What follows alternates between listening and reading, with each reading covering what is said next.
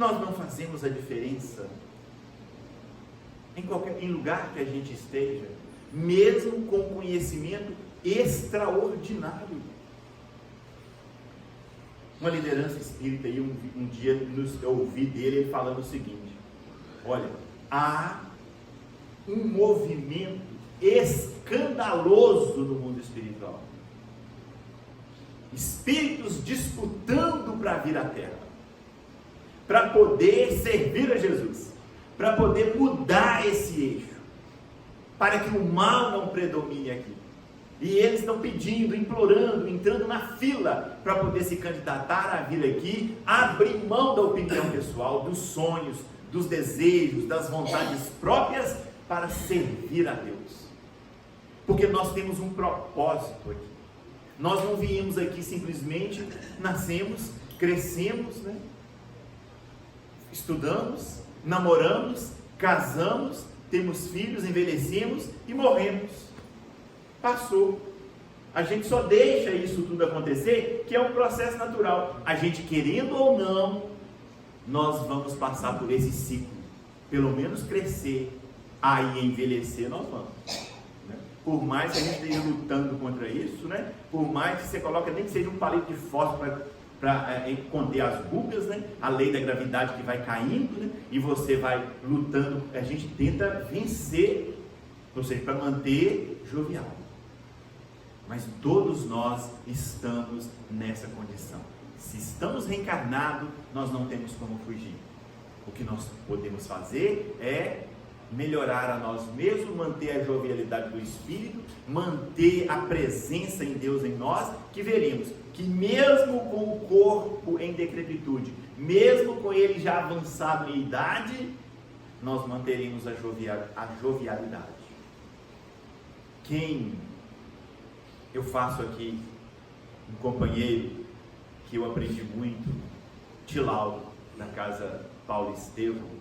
Estive essa semana em palestra lá na Júlio César, em Fortuna de Minas.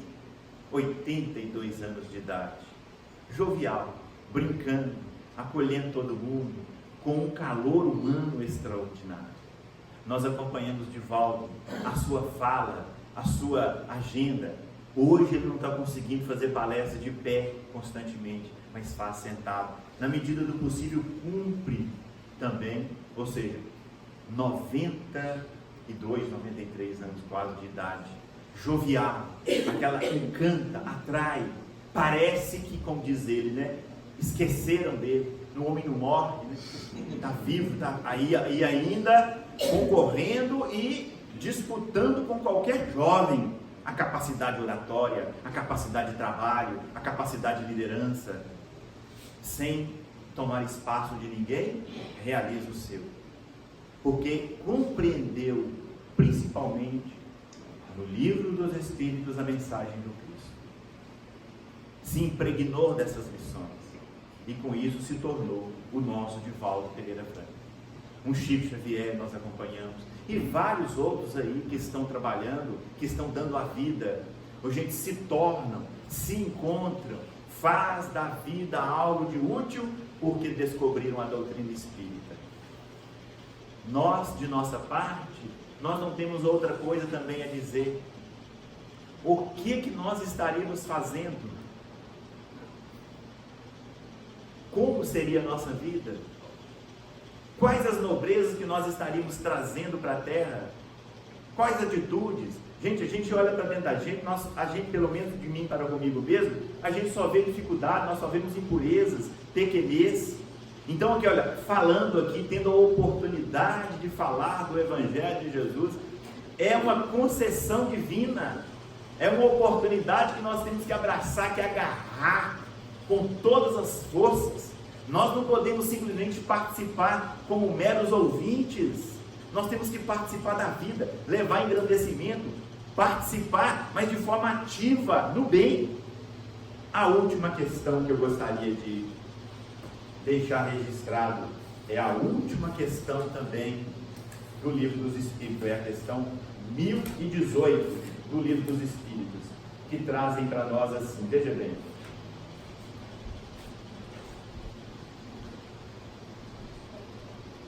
Diante de mazelas que nós vamos acompanhando, de lutas, não é isso? A gente tem notícias terríveis, nós acompanhamos massacres, egoísmo, materialismo, nós acompanhamos drogas, vícios campeando, a insegurança complicada, não é isso? Nós acompanhamos a saúde escasseada, a educação que é um sistema falido, nós acompanhamos famílias sendo, de certa forma assim, colocando e sendo colocadas em último plano. A gente chega a duvidar, muitos de nós, mas como, né? Uma corrupção, principalmente em nosso país, que parece que está no cerne, né? Parece que está no sangue de todos nós, ou seja, mas em verdade, né? É um hábito, é uma cultura de ganhar que todos nós temos que erradicar, tirar de dentro de nós, desde a, digamos, um companheiro nosso, desde a maçã que nós como crianças levávamos para as nossas professoras, com certeza com o intuito de ali sermos, né, notáveis, desde um favor que a gente preste a alguém para receber algo em troca. Tudo isso nós vamos ter que lutar, nós vamos ter que abrir mão e cumprir com a nossa agenda de um cidadão, de fazer correto, de não tomar lugar de ninguém, de não ganhar vantagem em nada. Por isso o Evangelho de Jesus, né? Que não sai da vossa mão esquerda o que faz a vossa mão direita, né? Nós não temos pretensão nenhuma de ganhar, mas sim de doar, de servir. Então, aí como a gente vê esse quadro, de certa forma, desolador, porque nós estamos enxergando pelo lado da matéria, a questão 1018 pergunta assim: jamais o reino do bem terá ou poderá ter lugar sobre a terra? É a última questão. Ao que São Luís responde: o bem reinará sobre a terra quando, entre os espíritos que vêm habitá-lo, os bons vencerem sobre os maus. Só aí a gente já vê uma direção para todos nós, né? O bem vencer, tomar a dianteira, não se intimidarem, não recuarem, não terem medo, não serem covardes, todos nós, né? Olha, ele fala assim, então farão nela reinar o amor e a justiça, que são a fonte do bem e da felicidade, e pelo progresso moral e pela prática das leis de Deus, que o homem atrairá sobre a terra os bons e dela afastará os maus, mas os maus não a deixarão senão quando dela forem banidos o orgulho e o egoísmo. Ele é grande, mas só isso. Olha, aqui ele mostrou para nós, primeiro, o que como homens de bem nós estamos fazendo. Tem hora que a gente recua, tem hora que nós temos medo, tem hora que a gente deixa o mal campear, nós não interceptamos o mal. Uma fala, gente, se alguém chega e fala mal do Marcos Barbosa, e eu sei que aquilo é mentira, ou que aquilo não tem uma comprovação verídica, eu simplesmente deixo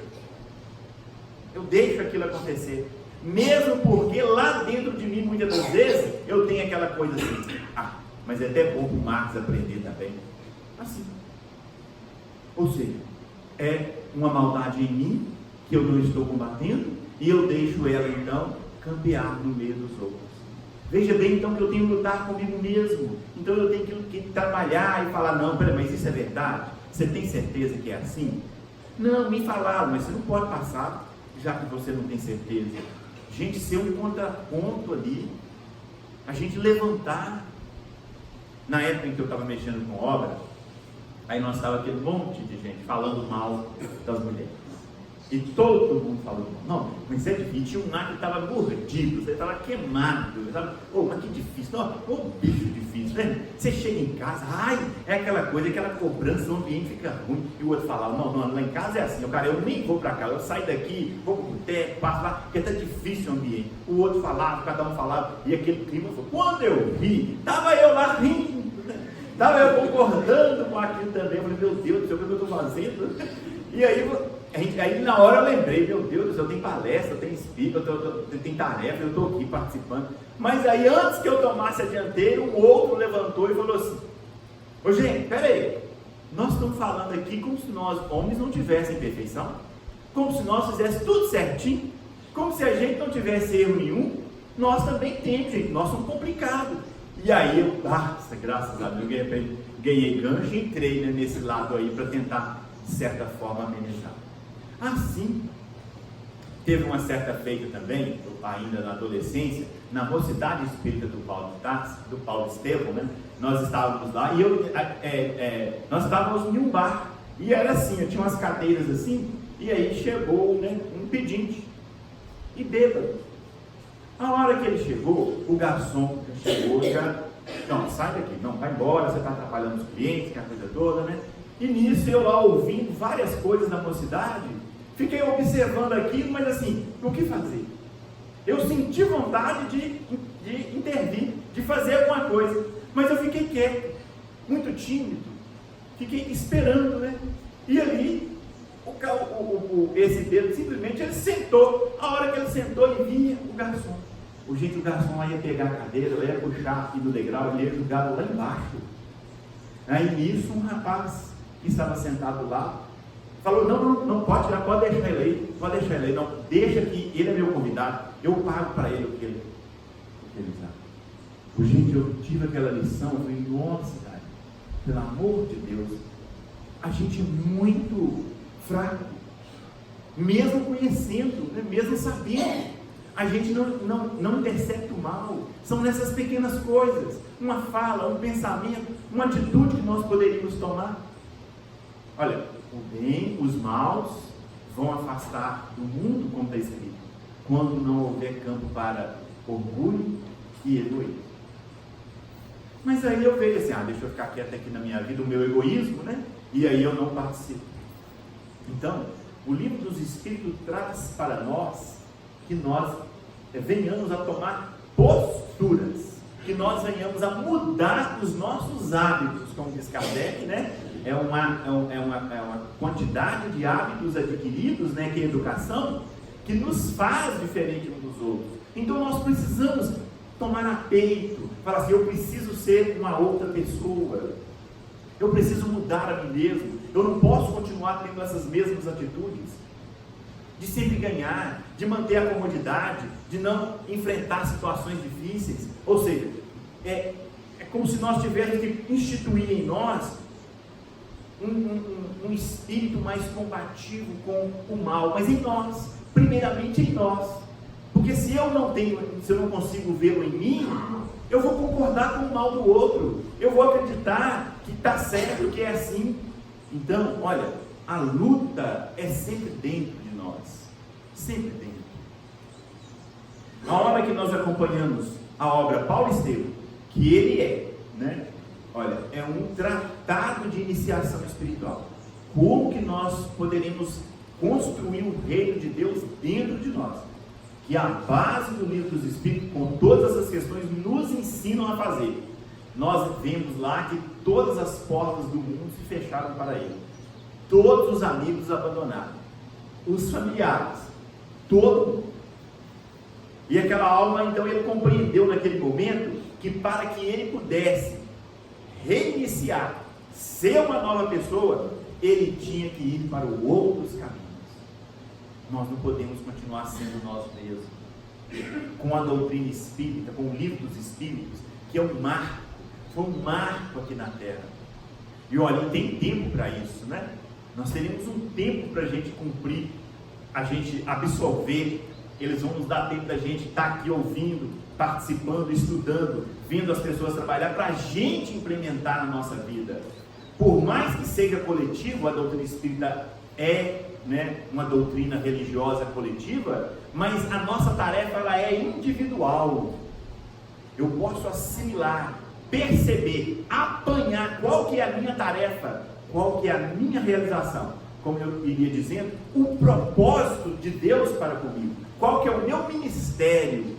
Todos nós temos um ministério, seja onde for, nós precisamos fazer isso com perfeição. Nós não podemos esquecer que estamos aqui de passagem. Nós não podemos esquecer que Cristo Ele nos disse que o meu reino não é deste mundo, que está tudo aqui no livro dos Espíritos esclarecido, mundo espiritual, como é que é lá, o que é desencarne, como que nós poderemos a volta ao nosso mundo espiritual, como que nós chegaremos lá, como que estaremos lá, o que nós vamos encontrar, o que nós temos que fazer para chegar bem no mundo espiritual. O livro dos Espíritos, ele tem todas as respostas. O que é a vida, qual o propósito. Gente, é a gente dedicar sobre isso. E lembrando que o livro dos Espíritos, olha, ele sintetizou todos os outros livros. Através do livro dos Espíritos foi tirado o Evangelho, o livro dos Médiuns, né? A Gênesis, em partes, pegou capítulos e desenvolveu, e Kardec fez outros livros deles. Ou seja, para nos dar mais detalhe ainda, mas ele é a síntese de todos os outros. Então, é a base da nossa doutrina. É através de tudo aquilo que a gente ouviu, que nós vemos, é certo. É claro, a linguagem é de há 150 anos atrás, né? Nós temos que a língua, ela evolui, né? Agora, mas está lá a essência, a base está ali. Se nós ouvirmos alguma coisa que está contra, nós podemos abandonar essa outra coisa e ficar com a base de Kardec, que é certeiro. Aqui passou pelo controle universal dos espíritos. Não foi tão simples elaborar essa obra. Não é assim, Kardec resolveu escrever e pronto. Não, a obra, ela foi analisada pelos espíritos. Kardec fez um processo de método científico para que pudesse ali estar a verdade para nós. E deixou registrado, né? Olha, que nós não aceitemos, aliás, que nós rejeitemos 99 verdades, mas que nós não aceitemos uma mentira. Então é muito sério, e nos conclamando a sermos espíritos dedicados ao bem, aonde a gente estiver, em qualquer lugar, em qualquer setor. A gente precisa do bem em todo setor, mas o Evangelho vem, o livro, as lições vêm direto aos nossos corações, nos conclamando a mudar, nos conclamando a sair dessa visão de 80 anos, 100 anos, o máximo que a gente possa viver aqui na Terra, né? As conquistas que nós poderemos ter aqui. Tem hora que a gente troca, gente, olha, uma vantagem, um título, sei lá, mas em detrimento de uma consciência, em detrimento de pessoas, nós ficamos com aquela vantagem e estragamos a nossa caminhada evolutiva por 100 anos. Não tem sentido a gente fazer isso. Há alguns relatos que os Espíritos trazem, né? Emmanuel na obra Paulo Estevam e vários outros, que nós precisamos refletir. Nós acompanhamos no nosso mundo, né? O brasileiro, a tarefa da doutrina espírita do Brasil, mas o que nós temos mais detectado parece que é o nosso mal maior, que é a corrupção. Na obra Paulo Estevam, pedindo licença para tratar dessa questão, nós vamos ver que Paulo de Tarso, depois de convertido, olha bem, ele estava preso. Em Jerusalém ele estava preso.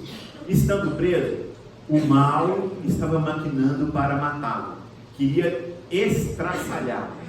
O plano era matá-lo. Contrataram 40 sicários, que eram aqueles seres que ficavam no meio da população, com aquela faca.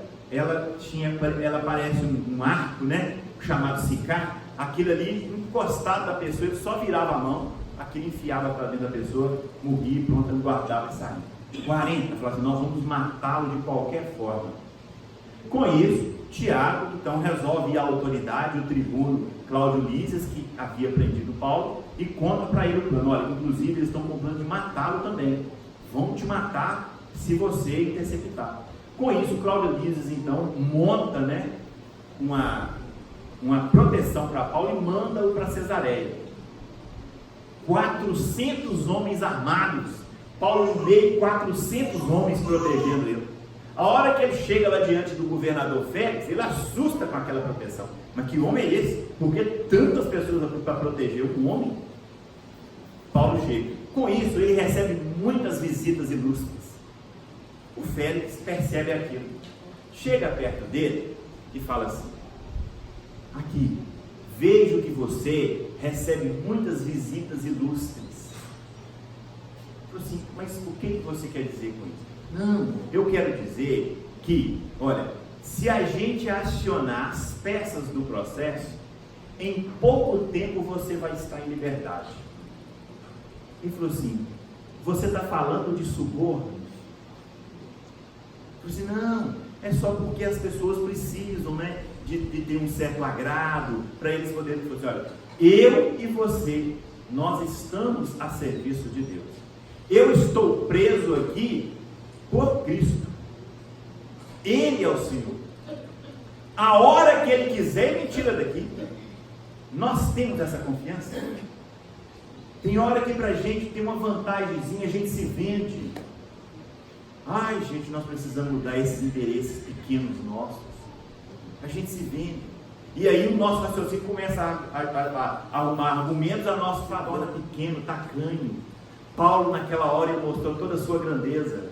Ele falou: olha, eu estou preso, eu sou um prisioneiro do Cristo. Ele não se intitulava prisioneiro de Roma, apesar de a ordem ter vindo de César de prendê-lo. Ele não acreditava que ele estava preso. Ele estava preso, ele falou assim: eu estou preso por Cristo, Cristo que ele me quer aqui. A hora que ele quiser, me tira. E deixou claro: se ele não quiser, eu morro aqui dentro satisfeito, porque eu me sinto livre como qualquer um lá fora em plena praça pública.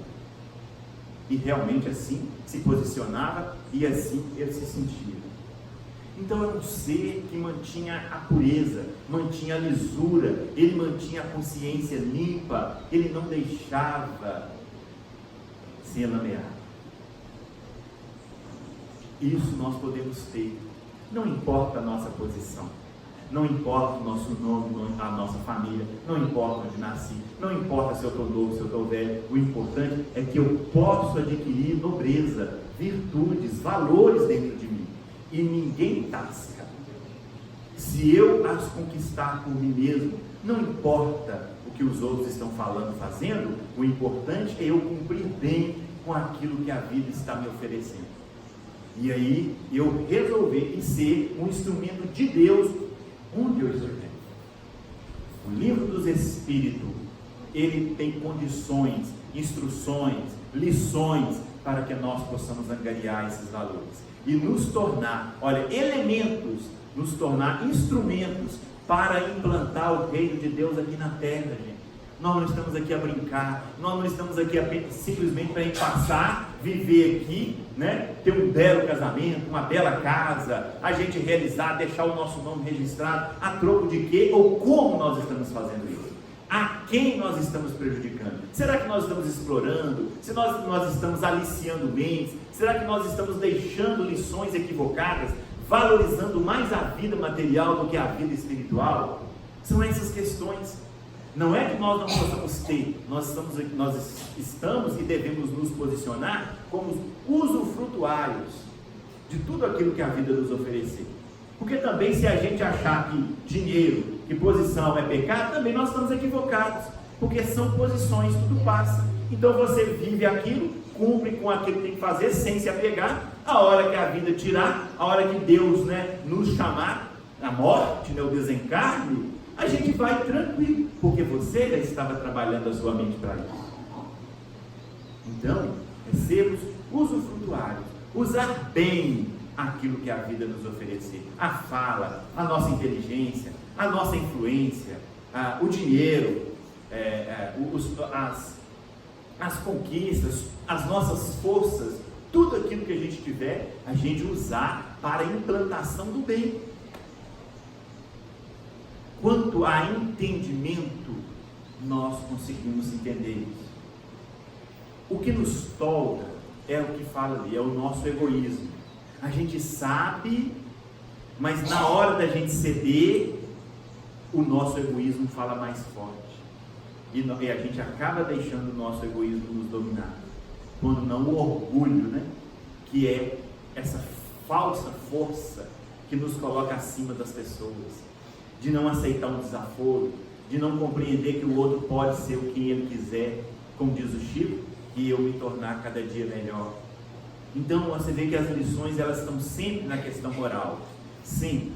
Por isso Jesus dizendo a João Evangelista que os mortos, ou seja, aqueles que estavam no mundo espiritual, né, uma linguagem só para a gente diferenciar, iriam trazer essas lições para nós, porque nós por nós mesmos, nós elameamos, nós dificultamos, a gente leva para outros caminhos, mas a doutrina, gente, olha, Tiló falava isso, a gente não presta, mas a doutrina ela é boa. Nós não conseguimos muitas vezes retratá-la com fidelidade nas nossas atitudes, mas ela, a doutrina, é espetacular.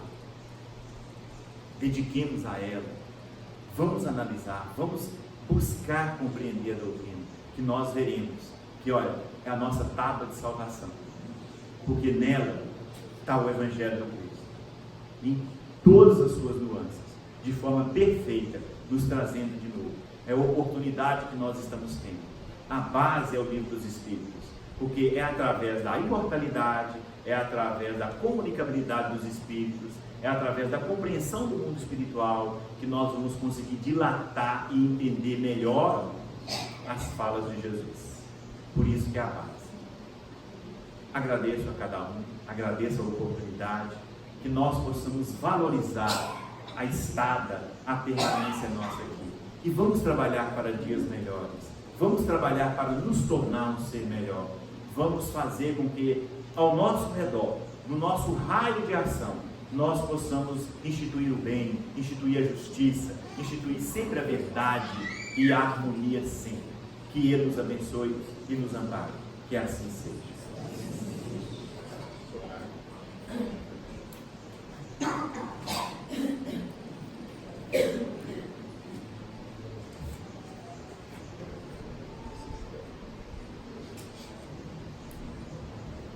Nós agradecemos, né, mais uma vez ao nosso querido irmão, companheiro de jornada Dari, pelas palavras tão edificantes do Evangelho de hoje e deste livro que é realmente um marco, né, para a nossa doutrina espírita. E daqui a 4 dias estará completando 162 anos da sua publicação do Livro dos Espíritos. Está tudo lá explicadinho, conforme ele disse, em perguntas e respostas. Dari, mais uma vez eu lhe digo, pode estar certo que as suas palavras não terão sido em vão, não, viu? Elas vão ecoar em nossos corações e nós as levaremos para onde formos, viu? Estimados irmãos e estimadas irmãs, o nosso tratamento espiritual já começou. Agora na sala aqui do lado, né, à minha esquerda, à direita de vocês, e as nossas irmãs vêm com as fichas, né, levantam e pela cor vocês se identificam e vão. Depois nós teremos os passes também, e haverá a fila, né, para ser feito lá fora. Nós gostaríamos de lembrar a todos da importância da sua presença, da sua energia, até o fim, até a fluidificação das águas, para que não apenas as águas que trazemos aqui, que deixamos lá no fundo, sejam fluidificadas, mas também as águas dos nossos lares, né, das nossas casas, das pessoas que nos são caras e também daquelas que não nos são caras. Nós gostaríamos de dizer para os estimados irmãos e as estimadas irmãs que do dia 6 ao dia 12 de maio nós teremos a Feira do Livro Espírita deste ano, como sempre, lá na rodoviária. Então, coloquem em suas agendas aí, do dia 6 ao dia 12 de maio, a Feira do Livro Espírito, lá na rodoviária. Gostaríamos de reforçar também a nossa campanha do quilo, né, que nós estamos abertos às doações, e elas têm sido tão bacanas, viu? O pessoal tem aderido realmente, trazendo para nós, a fim de que a gente possa levar para aqueles que não têm, né? Aqueles que nós aproveitamos para ser os seus doadores. Há uma outra coisa que também, logo à minha esquerda, em destaque, a camisa dos nossos 10 anos. Eu já estou vendo aqui frequentadores que estão vestindo a nossa camisa. Então, a camisa está viu? A venda aqui na nossa livraria com o Pois. O preço eu nem vou falar não, porque é tão baratinha, viu? Vocês chegando lá, vocês vão ver que surpresa. Então a camisa dos 10 anos e que fala que realmente, né, a Capela do Sol é um ponto de luz. Então nós vamos prosseguir com os nossos trabalhos e o nosso irmão Vitor agora com a música mais uma vez, né? Porque a música nos liga ao Criador. Obrigado a todos e que assim seja.